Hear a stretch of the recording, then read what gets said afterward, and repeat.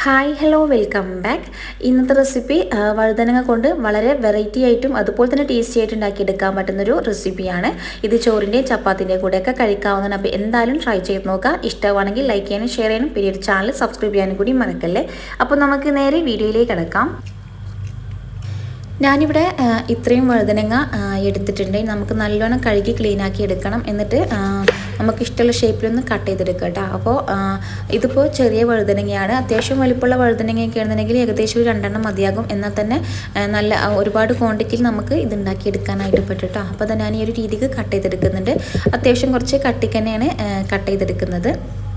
ഇനിയിപ്പോൾ തന്നെ ഞാൻ എല്ലാം കൂടി കട്ട് ചെയ്തെടുത്ത ഒരു പാത്രത്തിലേക്ക് ഇട്ട് കൊടുത്തിട്ടുണ്ട്. ഇനി നമുക്ക് വേണ്ടത് ഇതൊന്ന് വേവിച്ചെടുക്കണം. അപ്പോൾ അതാ ഞാനൊരു പാൻ ചൂടാക്കി എടുത്തിട്ടുണ്ട്. അതിലേക്ക് ആദ്യം വെളിച്ചെണ്ണ ഒഴിച്ചു കൊടുത്തിട്ടുണ്ട്. അപ്പോൾ വെളിച്ചെണ്ണ നല്ലോണം ചൂടായി വന്നാൽ ഇതിലേക്ക് വെളുത്തുള്ളി ഇട്ട് കൊടുക്കാം. ഞാനിപ്പോൾ അത്യാവശ്യം വലിപ്പമുള്ള വെളുത്തുള്ളിയാണ് ഇതിലേക്ക് ഇട്ട് കൊടുത്തിട്ടുള്ളത്. അപ്പോൾ ഇതൊരു 6 അല്ലി വെളുത്തുള്ളിയോളം ഇട്ട് കൊടുത്തിട്ടുണ്ട്. അപ്പോൾ ചെറിയ വെളുത്തുള്ളിയൊക്കെ ആണെന്നുണ്ടെങ്കിൽ ഏകദേശം ഒരു 10 എണ്ണമൊക്കെ എടുക്കുക കേട്ടോ. അപ്പോൾ ഈ ഒരു വെളുത്തുള്ളിയും അതുപോലെ തന്നെ അതിൻ്റെ കൂടെ തന്നെ നമ്മളിപ്പോൾ കട്ട് ചെയ്ത് വെച്ച ആ ഒരു വഴുതനങ്ങയും കൂടി ഇതിലേക്ക് ചേർത്ത് കൊടുക്കാം. എന്നിട്ട് നമുക്ക് കുറച്ച് ടൈം ഇതൊന്ന് ഇട്ടൊന്ന് ഇളക്കി കൊടുക്കാം. ഈ ഒരു വെളിച്ചെണ്ണയിൽ തന്നെ ഇതൊന്ന് കുക്ക് ചെയ്തെടുക്കുക കേട്ടോ. ഒരുപാട് ടൈം ഇട്ടിട്ട് ഓവർ കുക്ക് ചെയ്തെടുക്കുകയൊന്നും വേണ്ട. ജസ്റ്റ് ഒന്ന് കുക്ക് ചെയ്തെടുത്താൽ മാത്രം മതിയാകും.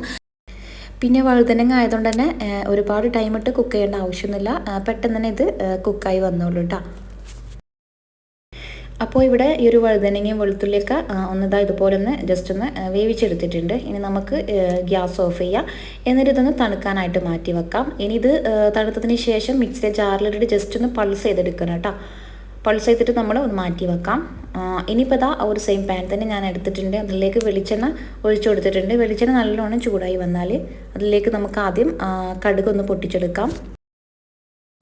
ഈ ഒരു കടുക് ഒന്ന് പൊട്ടി വന്നാൽ അതിൻ്റെ കൂടെ തന്നെ കുറച്ച് ഉലുവയും കുറച്ച് പെരിഞ്ചീരകം, അതായത് വലിയ ജീരകം കൂടി ഒന്ന് ഇട്ട് കൊടുക്കുക. ഇത് രണ്ടും പൊട്ടി വന്നതിന് ശേഷം എരിവിനായിട്ടുള്ള പച്ചമുളക് ചേർത്ത് കൊടുക്കുക കേട്ടോ. ഞാനിപ്പോൾ ഇവിടെ 2 പച്ചമുളക് ചേർത്ത് കൊടുത്തിട്ടുള്ളൂ. 3 പച്ചമുളകുകളും ചേർത്ത് കൊടുത്തിട്ടുണ്ട്. ഇത് അത്യാവശ്യം എരിവുള്ള പച്ചമുളകാണ്. അപ്പോൾ നിങ്ങൾക്ക് എരിവിന് എത്രത്തോളം എരിവ് വേണം അതിനനുസരിച്ചിട്ട് പച്ചമുളകും ബാക്കി കാര്യങ്ങളൊക്കെ ചേർത്ത് കൊടുക്കാവുന്നതാണ്. അപ്പോൾ ഈ ഒരു പച്ചമുളകും കൂടി ചേർത്ത് കൊടുത്തത് ഞാൻ ഒന്ന് ജസ്റ്റ് ഒന്ന് ഇളക്കി കൊടുക്കുന്നുണ്ട്. ഇനി നമുക്കിതിലേക്ക് ആവശ്യമായിട്ടുള്ളത് വലിയുള്ളിയാണ്. ഞാനിപ്പോൾ ഇവിടെ ഒരു മീഡിയം സൈസിലുള്ള വെല്ലുള്ളി ഇതുപോലെ ചെറുതായിട്ടൊന്ന് കട്ട് ചെയ്തെടുത്തിട്ടുണ്ട്. അപ്പോൾ അതും കൂടി ഇതിലേക്ക് ചേർത്ത് കൊടുക്കുകയാണ്. ഇനിയിപ്പോൾ ഇതിലേക്ക് കുറച്ച് ഉപ്പും കൂടി ചേർത്തിട്ട് നല്ലതുപോലെ ഒന്ന് വഴറ്റിയെടുക്കാം.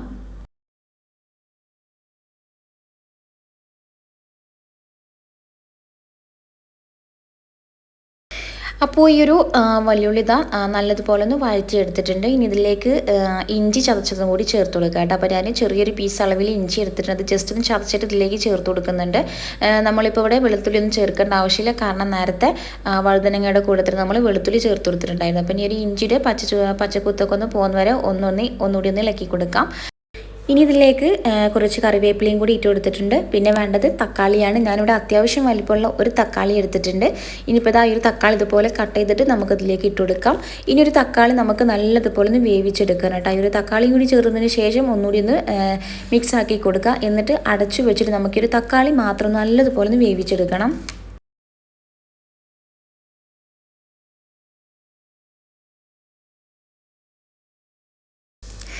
തക്കാളി നല്ലതുപോലെ തന്നെ ഒന്ന് വെന്ത് വന്നിട്ടുണ്ട്. ഇനി ഇതുപോലെ കയ്യിൽ കൊണ്ട് ജസ്റ്റ് അങ്ങനെ ഉടച്ചെടുത്താൽ മതി. വേവാത്ത തക്കാളിയൊക്കെ ഉണ്ടെന്നുണ്ടെങ്കിൽ ഇതുപോലെ ജസ്റ്റ് ഒന്ന് അങ്ങനെ ഉടച്ചെടുക്കുക കേട്ടോ. ഇനിയിപ്പോൾ അതിലേക്ക് ചേർക്കാനായിട്ട് പോകുന്നത് പുളിവെള്ളമാണ്. ഞാനിവിടെ കുറച്ച് പുളിവെള്ളം ഒഴിച്ചെടുക്കുന്നുണ്ട്. ഒരുപാട് പുളിവെള്ളം ഒഴിച്ചു കൊടുക്കരുത്.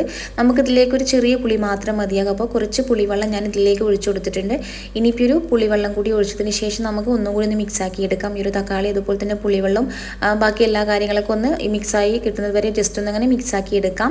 പിന്നെ അതിനുശേഷം ഇതിലേക്ക് നമുക്ക് ചേർക്കാനായിട്ട് പോകുന്നത് വഴുതനങ്ങയുടെ ആ ഒരു മിക്സാണ് കേട്ടോ. നമ്മൾ നേരത്തെ റെഡിയാക്കി വെച്ച ഒരു വഴുതനങ്ങയും വെളുത്തുള്ളിയും ഉണ്ടല്ലോ, ആ ഒരു കുക്ക് ചെയ്തെടുത്ത വഴുതനങ്ങയും വെളുത്തുള്ളിയും ജസ്റ്റ് അങ്ങനെ മിക്സിയുടെ ജാറിലിട്ട് ജസ്റ്റ് അങ്ങനെ പൾസ് ചെയ്തെടുത്തിട്ടുണ്ട്.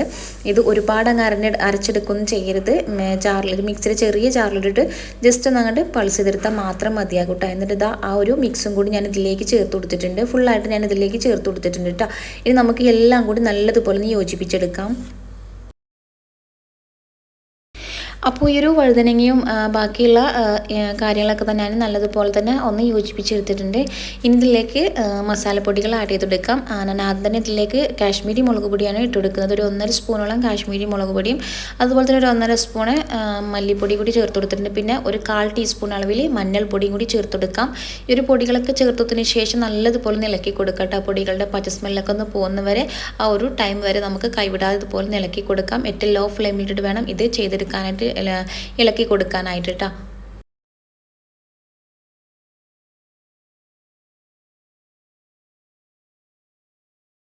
അപ്പോൾ പൊടികളുടെ സ്മെല്ലൊക്കെ ഒന്ന് മാറി വന്നിട്ടുണ്ടെങ്കിൽ ഇതിലേക്ക് വെള്ളം ഒഴിച്ചെടുക്കുക. നമുക്ക് ആവശ്യത്തിനുള്ള വെള്ളം ഒഴിച്ചെടുക്കുക. നമുക്ക് എത്രത്തോളം ഗ്രേവി വേണോ അതിനനുസരിച്ചിട്ട് ഇതിലേക്ക് വെള്ളം ഒഴിച്ചെടുക്കാം. ഒരുപാട് തിക്കായിട്ടാണ് വേണമെന്നുണ്ടെങ്കിൽ വെള്ളം കുറച്ച് ഒഴിച്ചെടുക്കുക. ഇനി അല്ലാന്നുണ്ടെങ്കിൽ കുറച്ച് കറി പോലെയാണ് നിങ്ങൾക്ക് വേണമെന്നുണ്ടെങ്കിൽ കുറച്ചധികം തന്നെ വെള്ളം ചേർത്ത് കൊടുക്കുക കേട്ടോ. അപ്പോൾ അതാ ഞാൻ കുറച്ച് ഒരു 3/4 കപ്പോളം വെള്ളം ഒഴിച്ചു കൊടുത്തിട്ടുണ്ട്. അപ്പോൾ ഈ ഒരു വെള്ളം കൂടി ഒഴിച്ചു കൊടുത്തതിന് ശേഷം നല്ലോണം മിക്സ് ആക്കി എടുക്കാം. ഈ ഒരു സമയം നമുക്ക് ഇതിലേക്ക് ആവശ്യമായിട്ടുള്ള ഉപ്പ് ചേർത്ത് കൊടുക്കാം. നമ്മളിതിൽ ഒട്ടും തന്നെ ഉപ്പ് ചേർത്ത് കൊടുത്തിട്ടില്ല. വല്യുള്ളി ഒന്ന് വഴറ്റിയെടുക്കുന്ന ആ ഒരു ടൈമിൽ കുറച്ച് മാത്രമേ ഉപ്പ് ചേർത്ത് കൊടുത്തിട്ടുള്ളൂ. അപ്പോൾ ഈ ഒരു സമയത്ത് നമുക്ക് ആവശ്യത്തിനുള്ള ഉപ്പും കൂടി ചേർത്ത് കൊടുക്കട്ടെ. അപ്പോൾ ഞാൻ കുറച്ചും കൂടി വെള്ളം ഒഴിച്ച് കൊടുത്തിട്ടുണ്ട്, ജസ്റ്റ് ഒന്നും കൂടി ലൂസാക്കി എടുക്കാൻ വേണ്ടിയിട്ട്. അപ്പോൾ ഈ ഒരു കറി നല്ലതുപോലെ തന്നെ ഒന്ന് തിളച്ച് വരാനായിട്ടുണ്ട് കേട്ടോ. പിന്നെ ഇതിലേക്ക് ഞാൻ ഉപ്പ് ചേർത്ത് കൊടുത്തിട്ടുണ്ട്. നമുക്ക് ആവശ്യത്തിനുള്ള ഉപ്പ് ഈ ഒരു സമയത്ത് ചേർത്ത് കൊടുക്കാവുന്നതാണ്. പിന്നെ തന്നെ അതിലേക്ക് കുറച്ച് വെളിച്ചെണ്ണയും കൂടി ഒഴിച്ചു കൊടുത്തിട്ടുണ്ട്. വെളിച്ചെണ്ണയും കൂടി ഒഴിച്ചെടുത്തതിന് ശേഷം നല്ലതുപോലെ തിളപ്പിച്ചെടുക്കാം. ശേഷം നമുക്ക് ഗ്യാസ് ഓഫ് ചെയ്യാം.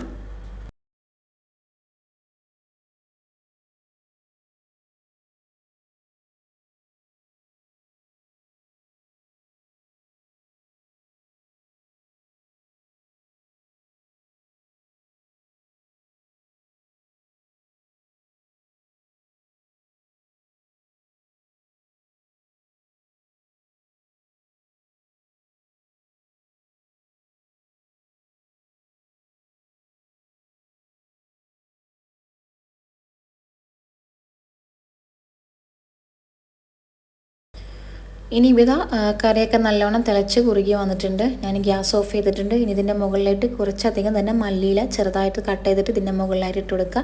എന്നിട്ട് നമുക്ക് ഒരു 2 മിനിറ്റെങ്കിലും ഒന്ന് അടച്ചു വെക്കാം കേട്ടോ. ശേഷം നമുക്ക് തുറന്ന് നോക്കാം. എന്നിട്ട് വേണം ഒരു മല്ലിയിലൊക്കെ ഈ ഒരു കറിയിൽ ഈ ഒരു ഗ്രേവിയിൽ നല്ലോണം മിക്സാക്കി എടുക്കാനായിട്ട്. അപ്പോൾ ഞാൻ നല്ലോണം മിക്സാക്കി എടുക്കുന്നുണ്ട്. ഇതിങ്ങനെ മിക്സാക്കി എടുക്കുമ്പോൾ തന്നെ അറിയാം ഇത് ഒന്നുകൂടി ഒന്ന് കട്ടിയായി വന്നിട്ടുണ്ട് കേട്ടോ.